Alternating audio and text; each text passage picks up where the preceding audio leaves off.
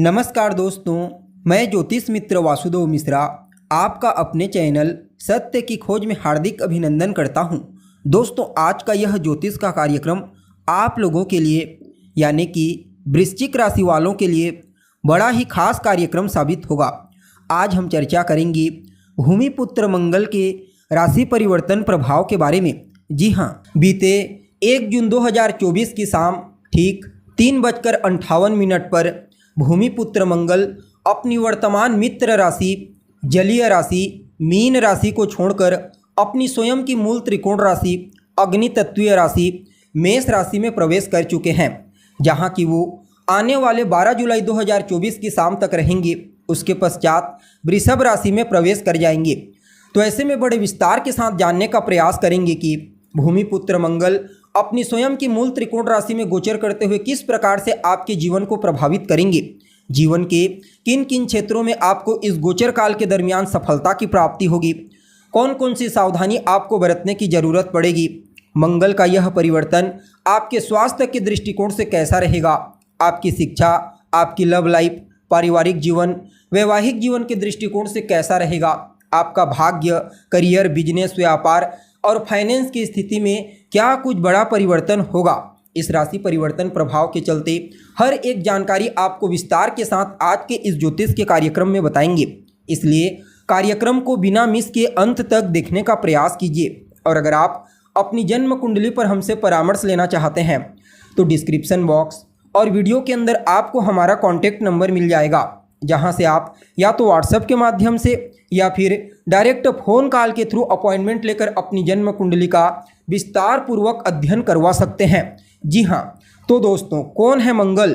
हिम्मत, शक्ति, पराक्रम, पुरुषार्थ, उत्साह है मंगल।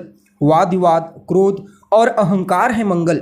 अपने इन्हीं कारकत्वों के कारण हमारे जीवन के विभिन्न पहलुओं को नियंत्रित करते हैं। कुंडली में जब मंगल बली हो तो फिर ऐसा जातक बेहद ही ज़्यादा साहसी होता है, निर्भीक प्रवृत्ति का होता है, किसी से न दबने वाला, सदैव मेहनत में विश्वास रखने वाला, हर मुश्किल परिस्थिति का डट कर सामना करने वाला होता है। वहीं मंगल यदि कुंडली में कमज़ोर हो तो ऐसा जातक दब्बू प्रवृत्ति का हो जाता है, बहुत ही शीघ्र घबरा जाने वाला होता है। इसलिए मंगल का बलवान होना बेहद आवश्यक माना जाता है। अब देखा जाए तो मंगल यहाँ पर अपनी स्वयं की मूल त्रिकोण राशि में होंगे और उनके ऊपर शनिदेव, जो कि अभी वर्तमान समय में अपने ही मूल त्रिकोण राशि से गोचर कर रहे हैं, उनकी तीसरी दृष्टि होगी। अतः गोचर कुंडली में विस्फोटक योग का भी निर्माण होगा।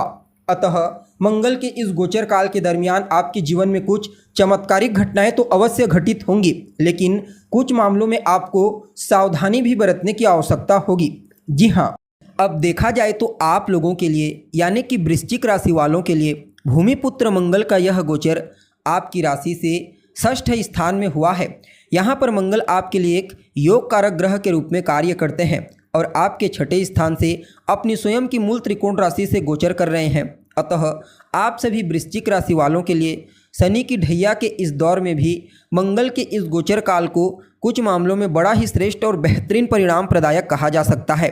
सबसे पहले तो आपको यहाँ पर शत्रुहंता बनाएंगे, अर्थात आपके जो शत्रु हैं, आपके प्रतिद्वंदी, आपके विरोधी, इस गोचर काल के दरमियान आपकी प्रतिभा, आपकी बौद्धिक क्षमता, आपकी हिम्मत को देखते हुए आपके सामने नतमस्तक होने पर मजबूर हो जाएंगे। जी हाँ, आपके ऊपर कोई कर्जा है, ऋण, जिसके चलते आप परेशान हैं, तो मंगल आपके जीवन में धन का आगमन बड़ी मात्रा में करवाएंगे। फलतः आप अपने पुराने कर्जों को चुका पाने में कामयाब होंगे। साथ ही साथ स्वास्थ्य से संबंधित कोई तकलीफ है, पूर्व से कोई समस्या आपको फेस करनी पड़ रही है, तो समझ लीजिए आपके इम्यून सिस्टम को बूस्टिंग प्रदान करके यहाँ पर आपकी सेहत को भी बिल्कुल चुस्त दुरुस्त और तंदुरुस्त बनाने का प्रयास करेंगे। विद्यार्थियों के लिए तो कहना ही नहीं, खास करके वह विद्यार्थी जो किसी भी प्रकार से कंपटीशन एग्जाम, प्रतियोगी परीक्षा की तैयारी कर रहे हैं, उनको इस गोचर काल के दरमियान अवश्य ही सफलता की प्राप्ति होगी। मामा पक्ष की भी आर्थिक स्थिति पहले की तुलना में मजबूत होने वाली है। अब देखिए, मंगल अपनी चतुर्थ दृष्टि से यहाँ पर अगर आप समझने का प्रयास करोगे तो भाग्य भाव को दृष्टिगोचर करेंगे और भाग्य भाव में अपनी नीच राशि को देखेंगे, लेकिन स्वयं बलवान है इसलिए भाग्य को मजबूती प्रदान करेंगे। भाग्य का साथ आपको मिलेगा। धार्मिक क्रियाकलाप, पूजा पाठ, धार्मिक अनुष्ठान, आध्यात्मिक साधना में आपकी रुचि बढ़ेगी। आपको अपने वरिष्ठ जनों का, अपने गुरुजनों का, अपने बॉस, अपने पिता, अपने इष्ट देव का विशेष आशीर्वाद और स्नेह प्राप्त होगा।